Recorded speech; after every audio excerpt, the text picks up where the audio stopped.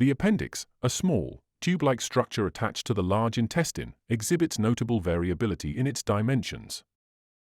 Typically, it measures an average length of 9 centimeters, though this can range from 2 to 20 centimeters. Its usual diameter is about 6 millimeters. However, under specific conditions like lymphatic hypertrophy, the appendix's diameter can expand beyond 13 millimeters. This expansion can occur due to an influx of various substances into the abdominal and pelvic cavity, including free peritoneal fluid, retrograde menstrual blood, endometrial tissue, and pancreatic juices and enzymes. Such conditions might mimic symptoms of a burst appendix, leading to potential misdiagnosis, highlighting the complexity of diagnosing abdominal issues related to the appendix.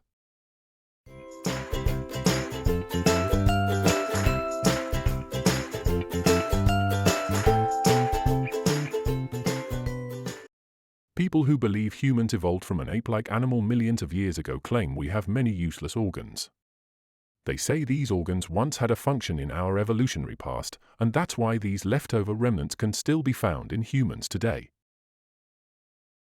What we know now, the appendix has a complex anatomy of lymphatic tissue and one-way valves that help direct free peritoneal fluid, pancreatic juices and enzymes, endometrial tissue and retrograde menstrual blood into the colon. When your body decides to throw a party for unwanted guests like peritoneal fluid, digestive enzymes, or even rogue menstrual blood, the appendix steps up. Here's how it does it with a bit of humor and a dash of science. Imagine your appendix as a bouncer at a club.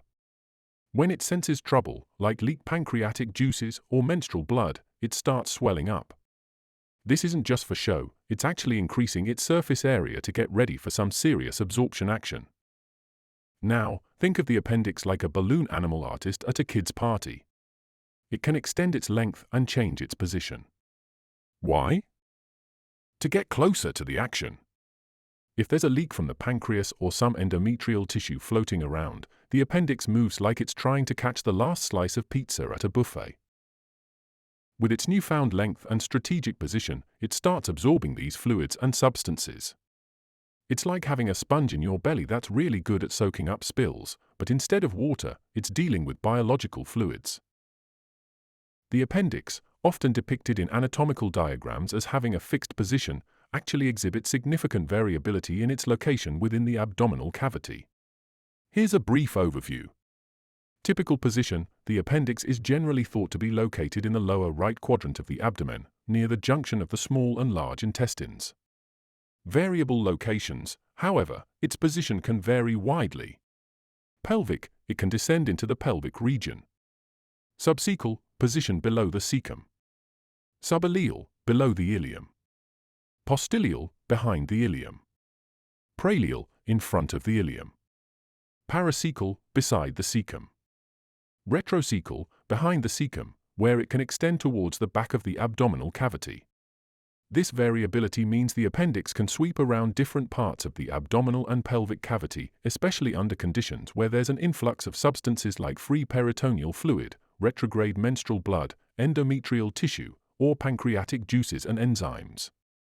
This dynamic nature helps in maintaining the relative dryness of these cavities by absorbing or moving these fluids, but it also complicates the diagnosis of appendicular issues due to its unpredictable positioning.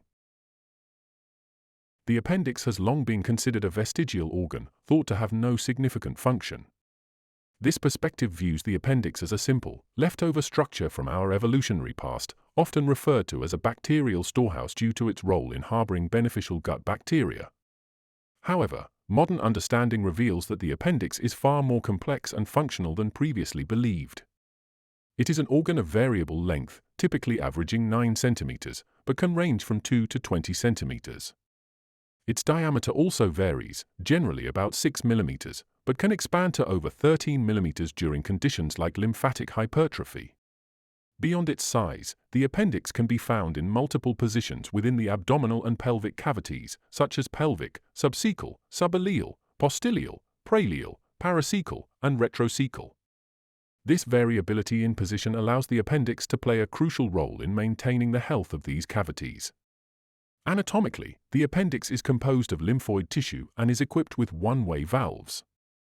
These valves and the tissue structure enable the appendix to wick away free peritoneal fluid, retrograde menstrual blood, endometrial tissue, pancreatic juices, and enzymes, directing these substances into the colon for elimination.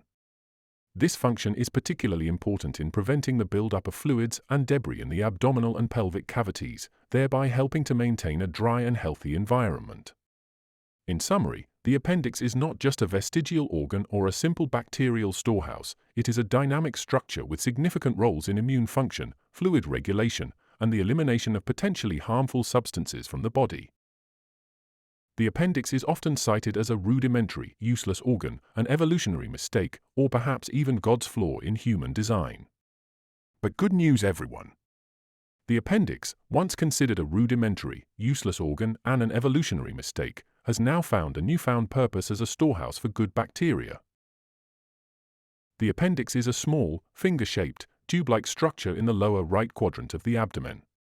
It is connected to a certain part of your large intestine called the cecum. The cecum is where your small intestine and appendix empty into. Alright, let's break this down in a way that even someone who thinks the appendix is just a vestigial organ for storing bad luck could understand. One of the theories on the appendix is it is a well-suited as a safe house for commensal bacteria, providing support for bacterial growth and potentially facilitating re-inoculation of the colon in the event that the contents of the intestinal tract are purged following exposure to a pathogen. If the belief is the appendix is a vestigial useless, safe house for bacteria, surgery would be the best option to eliminate the bacteria. Recent research claims the appendix serves as a safe house for beneficial bacteria, helping to repopulate the gut after events like diarrhea. But here's the thing, many people don't talk about the lymphatic system in context with the appendix. Did you know that the appendix is rich in lymphatic tissue, and that this tissue is full of one-way valves? The appendix, with its one-way lymphatic valves, works like a tethered pool cleaner vacuuming up free peritoneal fluid, retrograde menstrual blood, endometrial tissue, and even pancreatic juices and enzymes from the abdominal cavity. It's often said that there are 4 expendable organs in the human body: the gallbladder, tonsils, uterus, and appendix. But is that really the case? Let's take a closer look. Research has shown that gallstones, tonsil stones, and uterine polyps are bacteria biofilm. Are these organs truly expendable, or do we need to reconsider their roles, particularly in how they are affected by bacterial biofilms and contribute to the body's distressed, dysfunctional organs?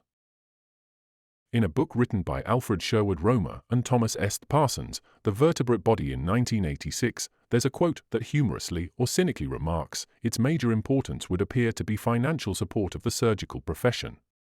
This statement, while possibly intended with a degree of irony, highlights the frequency with which these organs are removed and the economic implications of such procedures in the medical field. The medical meme for the appendix is that it is a bacteria warehouse, much like this picture of a probiotic warehouse in Wuhan, China. On a side note, have you ever wondered where your probiotics are coming from? From an anatomical and physiological perspective, the appendix functions like a sump pump for the abdominal and pelvic cavity. It absorbs free peritoneal fluid, pancreatic juices and enzymes, retrograde menstrual blood, and endometrial tissue, directing them into the large intestine for elimination out of the abdomen and pelvis.